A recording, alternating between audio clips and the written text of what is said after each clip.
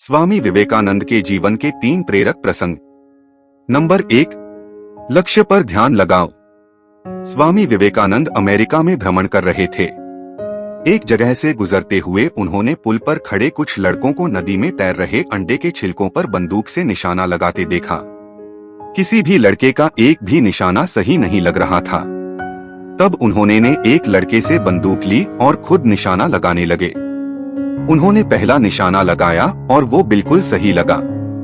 फिर एक के बाद एक उन्होंने कुल 12 निशाने लगाए और सभी बिल्कुल सटीक लगे। ये देख लड़के दंग रह गए और उनसे पूछा, भला आप ये कैसे कर लेते हैं? स्वामी जी बोले, तुम जो भी कर रहे हो अपना पूरा दिमाग उसी एक काम में लगाओ। अगर तुम निशाना लगा रहे हो तो तुम्हारा पूरा ध्यान सिर्फ अपने लक्ष्य पर होना चाहिए, तब तुम कभी चूकोगे नहीं। अगर तुम अपना पाठ पढ़ रहे हो तो सिर्फ पाठ के बारे में सोचो। मेरे देश में बच्चों को ये करना सिखाया जाता है। नंबर 2, डर का सामना। एक बार बनारस में स्वामी जी दुर्गा जी के मंदिर से निकल रहे थे कि तभी वहां मौजूद बहुत सारे बंदरों ने उन्हें घेर लिया। वे उनके नजदीक आने लगे और डराने लगे। स्वामी जी भयभीत हो गए और खुद को बचाने के लिए दौड़कर भागने लगे, पर बंदर तो मानो पीछे ही पड़ गए और वे उन्हें दौड़ाने लगे। पास खड़ा एक वृद्ध सन्यासी ये सब देख रहा था। उसने स्वामी जी को रोका और बोला, रुको, उनका सामना करो। स्वामी जी तुरंत पलटे और बंदरों के तरफ बढ़ने लगे। ऐसा करते ही सभी बंदर भाग गए।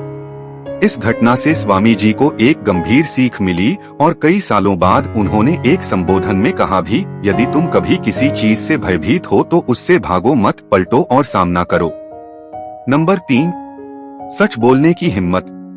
स्वामी विवेकानंद प्रारंभ से ही एक मेधावी छात्र थे और सभी उनके व्यक्तित्व और वाणी से प्रभावित रहते थे। जब वो साथी छात्रों से कुछ बताते तो सब मंत्रमुग्ध हो उन्हें सुनते। एक दिन इंटरवल के दौरान वो कक्षा में कुछ मित्रों को कहानी सुना रहे थे। सभी उनकी बातें सुनने में इतने मग्न थे कि उन्हें पता ही नहीं चला कि कब मास्टर जी कक्षा में आए और पढ़ाना शुरू कर दिया। मास्टर जी ने अभी पढ़ना शुरू ही किया था कि उन्हें कुछ फुसफुसाहट सुनाई दी। कौन बात कर रहा है? उन्होंने तेज आवाज में पूछा। सभी ने स्वामी जी और उनके साथ बैठे छात्रों की तरफ इशारा कर दिया। मास्टर जी तुरंत क्रोधित हो गए। उन्होंने तुरंत उन छात्रों को बुलाया और पाठ से संबंधित एक प्रश्न पूछने लगे। जब कोई भी उत्तर न दे सका, तब अंत में मास्टर जी ने स्वामी जी से भी वही प्रश्न किया। पर स्वामी जी तो मानो सब कुछ पहले से ही जानते हों, उन्होंने आसानी से उत्तर दे दिया। यह देख उन्हें यकीन हो गया कि स्वामी जी पाठ पर ध्यान दे रहे थे और बाकी छात्र बातचीत में लगे हुए थे। फिर क्या था, उन्होंने स्वामी जी को छोड़ सभी को बेंच पर खड़े होने की सजा दे दी। सभी छात्र एक एक कर बेंच पर खड़े होने लगे। स्वामी जी ने भी यही किया। तब मास्टर जी बोले, नरेंद्र, स्वामी विवेकानंद, तुम बैठ जाओ। नहीं सर, मुझे भी खड़ा होना होगा क्योंकि वो मैं ही था जो इन छात्रों से बात कर रहा था, स्वामी जी ने आग्रह किया।